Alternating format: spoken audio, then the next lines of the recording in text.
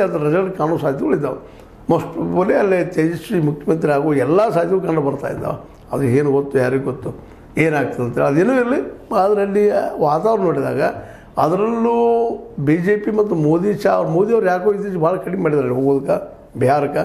ಯಾಕೋ ಅವ್ರದ್ದು ಹೆಸರು ಕೆಟ್ಟದೋ ಏನೋ ಗೊತ್ತಿಲ್ಲ. ಇಲ್ಲಾಂದ್ರೆ ಎದ್ದುಕೊಳ್ಳಿ ಶುರು ಮಾಡಿಬಿಡೋರು ಬಿಹಾರ ಸುತ್ತಮುತ್ತ.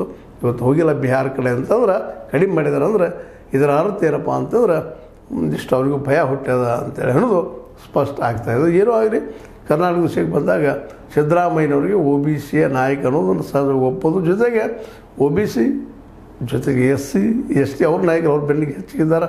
ಅದ್ರ ಜೋಡಿ ಇನ್ನಷ್ಟು ಮೈನಾರಿಟಿ ಅಂತ ಅವರ ಜೊತೆಗೆ ಇರೋದರಿಂದಾಗೆ DKC ಅವ್ರಿಗೆ ಅಷ್ಟು ಸುಲಭವಾಗಿ ಅಧಿಕಾರ ಸಿಗೋದು ಕಷ್ಟ.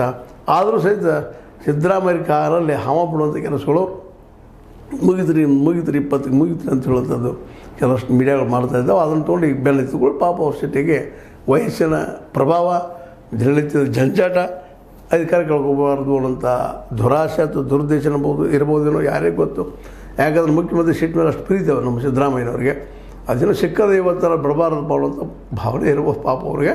ಅದಕ್ಕಿಂತ ಹೋಗ್ತಿರುವಂಥ ಆತಂಕ ಇರ್ಬೋದು. ಅದಕ್ಕಿಂತ ಹೆಚ್ಚಿಗೆ ಅವ್ರು ತಮ್ಮಲ್ಲಿ ತಮಗೆ ವಿಶ್ವಾಸ ಅಂದರೆ DKC ಅವ್ರಿಗೆ ಅಧಿಕಾರ ಸಿಗೋದು ಭಾಳ ಕಷ್ಟ. ಅದು ನಾ ಬಿಟ್ಟು ಕೊಟ್ಟಾಗ ಸಿಗೋದು, ನಾ ಬಿಡುವುದಿಲ್ಲ ಅದು ಅನ್ನುವಂಥ ಮನೋವೃತ್ತಿಗೆ ಬಂದಿದ್ದಾರೆ. ಅದಕ್ಕೆ ಕೂಡ ಸಿಟ್ಟಿಗೆ ಬರ್ತಾಯಿದ್ದಾರೆ. ನಾವು ಈಗ ಸಿಂಪಲಾಗಿ ತಿಳ್ಕೊಳ್ಳೋ ಕಾರಣ ಏನೂ ಇರಲಿ ನೋಡೋಣ ಅಂತ ಹೇಳ್ತಾ, ಇದು ಇವತ್ತಿನ ಡೆವಲಪ್ಮೆಂಟ್ಗಳು, ಇಲ್ಲಿವರೆಗಿನ ಡೆವಲಪ್ಮೆಂಟ್ಗಳು ಅದು ನಿಮ್ಮ ಜೊತೆ ಹಂಚ್ಕೊಂಡಿದ್ದೀನಿ. ನಿಮ್ಗೆ ಏನು ಅನ್ನಿಸ್ತದೆ ಲೈಕ್ ಮಾಡಿ, ಶೇರ್ ಮಾಡಿ, ಕಮೆಂಟ್ ಮಾಡಿ, ಜೊತೆಗೆ ಸಬ್ಸ್ಕ್ರೈಬ್ ಆಗೋದು ನಿಲ್ಲಿಸ್ಬೇಡಿ. S60 ನ್ಯೂಸ್ ಅರ್ಥ ಥರ ಸತ್ಯದ ಕೈಗಂಡು ವಂದನೆಗಳು.